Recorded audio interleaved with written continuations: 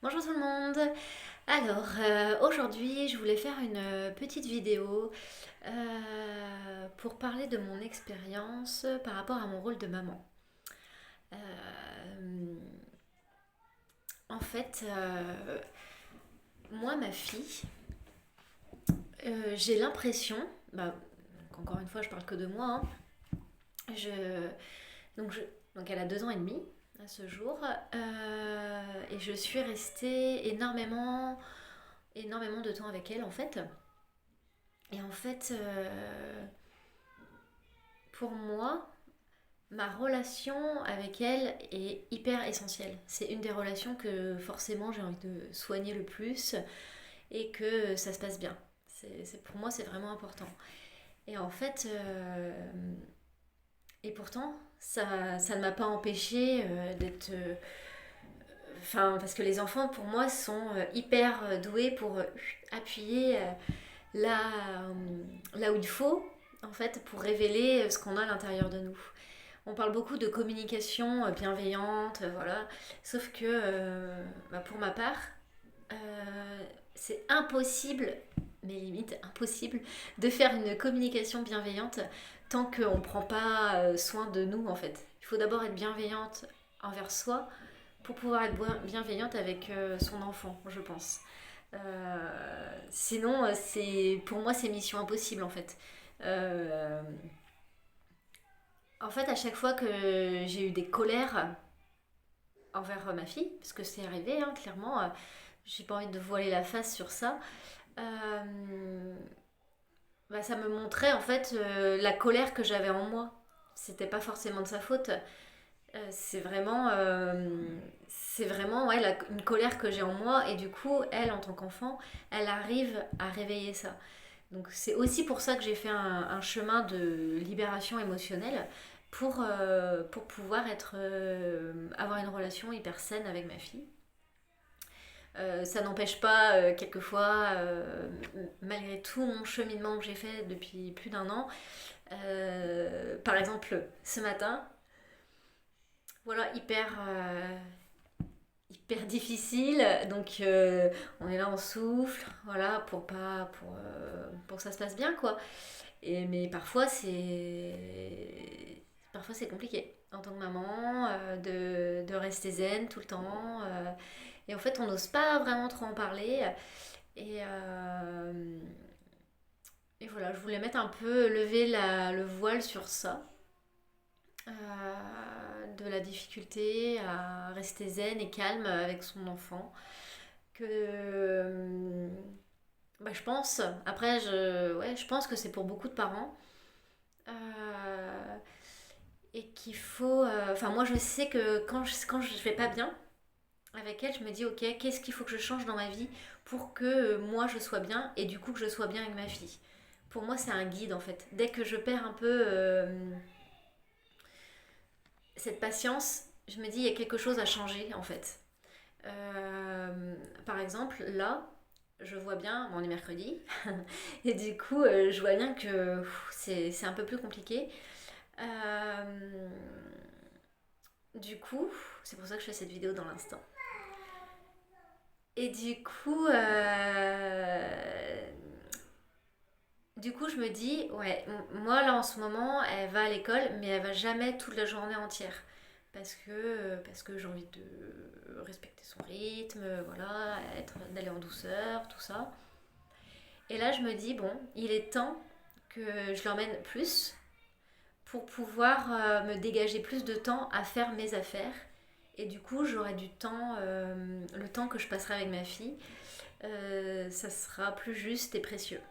Voilà, là ça me dit ça en fait. Ça me dit que demain elle va aller toute la journée à l'école et, euh, et que quand je vais être avec elle, ça sera du temps précieux que je vais pouvoir lui accorder parce que j'aurais pu faire toutes mes affaires que je dois faire.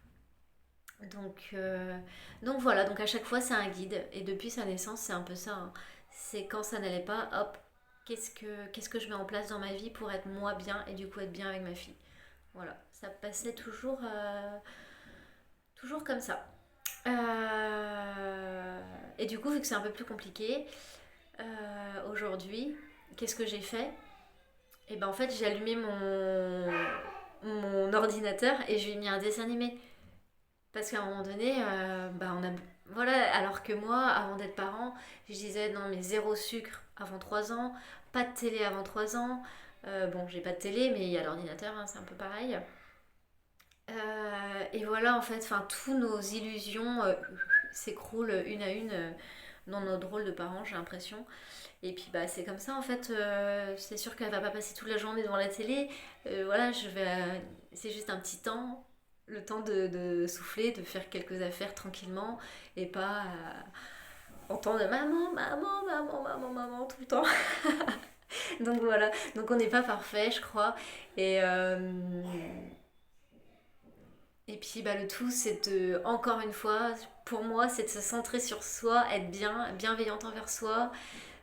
L'enfant est là pour nous montrer si on a voilà, de la tristesse, la colère et pas voilà, enfin, essayer éviter de culpabiliser. Mais pour ça, ouais, voilà, ce sont des fréquences à éliminer en nous pour éviter de les vivre.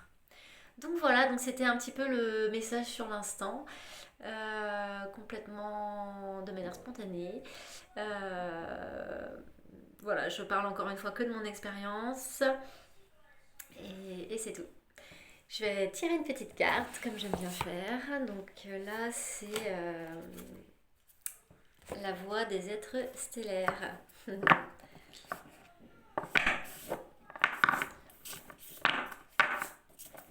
Attends, je vais faire là parce que je crois que ça fait un peu de bruit. Oula!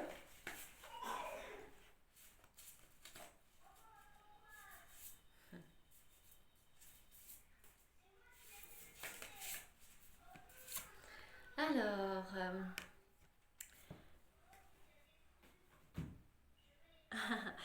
aîné, baleine et orque. Partagez votre chant, fréquence sonore, plongez profondément. Donc je vous la montre. Voilà, elles sont aussi super belles ces cartes.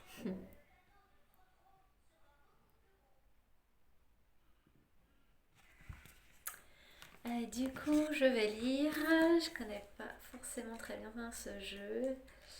Euh, Page 46.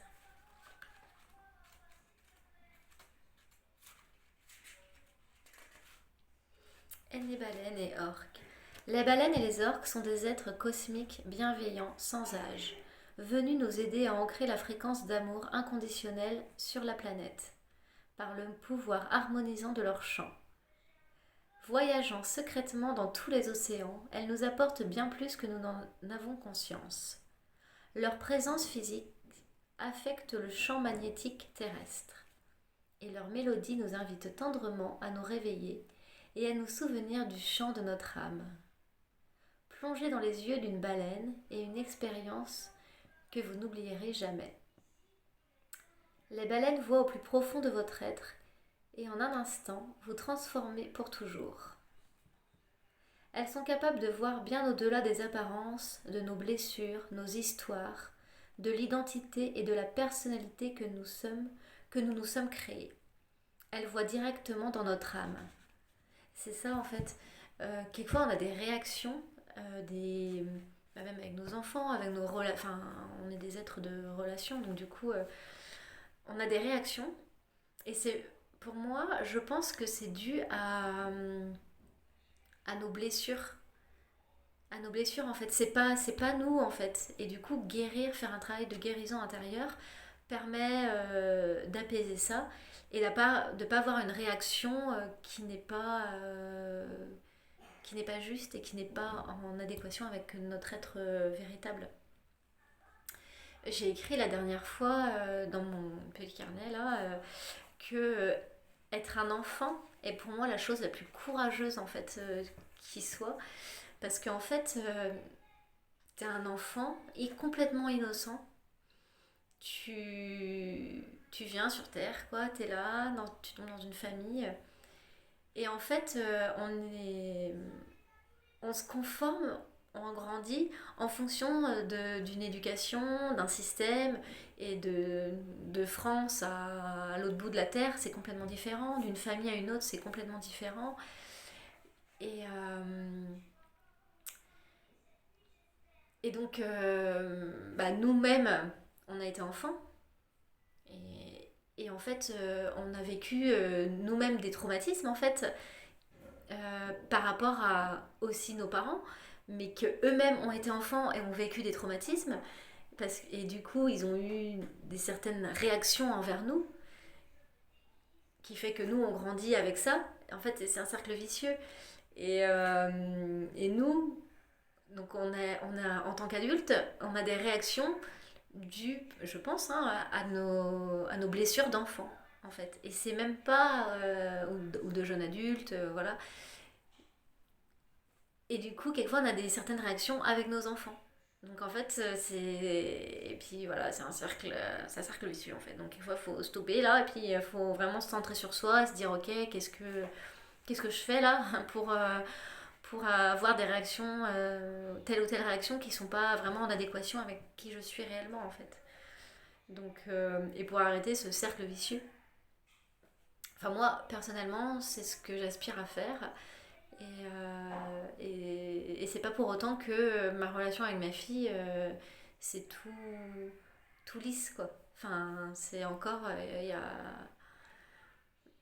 Mais voilà, enfin, je suis énormément avec elle. Et c'est aussi là où je me dis que je dois aussi me détacher un petit peu plus, quoi.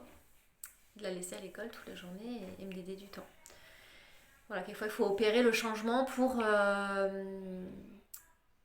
le changement nécessaire. Donc chacun a son changement à opérer. Est-ce que j'ai besoin de prendre plus de temps pour moi? Est-ce que j'ai besoin de faire un travail sur moi pour libérer certaines émotions, de guérir certaines blessures? Est-ce que j'ai besoin... Enfin voilà, voilà, chacun répond à ça personnellement.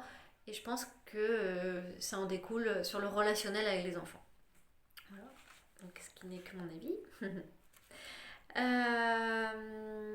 Alors, si cette carte vient à vous, c'est pour vous inviter à vous ouvrir à votre vérité la plus profonde et à la partager avec puissance. Voilà, moi c'est ce que je fais du coup. Honorez votre être authentique et ouvrez grand votre cœur afin qu'il puisse tout embrasser. Laissez vos peurs, vos doutes et vos bagages à la porte et osez regarder en vous pour identifier et apporter de l'amour à toute partie de vous qui ne se sent pas assez bien. Et c'est ça, c'est clair, en tant que parent, on se juge, on culpabilise, et ci et ça. Sauf que quand on ressent une émotion que l'enfant nous a montrée, en fait, le, la seule chose à faire, vraiment la seule chose à faire, c'est de ne pas se critiquer ni de se juger. C'est encore pire parce qu'on creuse la blessure en fait. On creuse la blessure. C'est de se poser un temps, se dire ok là je ressens beaucoup de colère par exemple. Cette colère elle est légitime parce elle vient de loin. Donc mon enfant, merci de me faire voir ça. Et je m'apporte beaucoup d'amour à cette colère, voilà, pour l'atténuer. Pour moi, c'est la seule chose à faire. Parce que si on est en train de s'auto-flageller, là, comme on a bien appris, ah mais je suis nulle, c'est horrible, bah en fait on creuse la blessure et puis bah, ça recommence quoi, et ainsi de suite. Alors que bah, ça apportait beaucoup de douceur, beaucoup d'amour. Voilà. Et expliquer à l'enfant, moi je sais qu'à ma fille, souvent je lui dis, bah voilà, je me suis mis en colère, je suis désolée, je m'excuse. Parce que voilà, c'est un être à part entière. Hein. Pour moi, c'est pas un signe de faiblesse que de s'excuser auprès de ma fille. Mais je lui dis, voilà, quelquefois, la colère, c'est même pas forcément. Ça t'appartient pas. Enfin, toutes mes émotions que j'ai ne t'appartiennent pas. C'est pas de ta faute. C'est moi, c'est mon vécu. Voilà, j'aime bien lui expliquer ça. Donc, voilou. Voilà, donc fini l'auto-flagellation. Là. On s'apporte beaucoup d'amour et comme ça on peut le donner beaucoup à nos enfants. C'est, c'est ça en fait le secret. Plus on est dur avec nous-mêmes, plus on est dur avec nos enfants, enfin de ce que j'ai comme impression. Et donc, les aînés baleines et orques vous demandent d'offrir aux autres le privilège de voir qui vous êtes vraiment et d'apprendre à les voir de la même manière. Alors, laissez tomber vos problèmes et vos défauts et concentrez-vous sur l'essentiel en partageant avec le monde l'unique mélodie de votre âme, que votre âme est venue chanter sur cette terre. Mhm.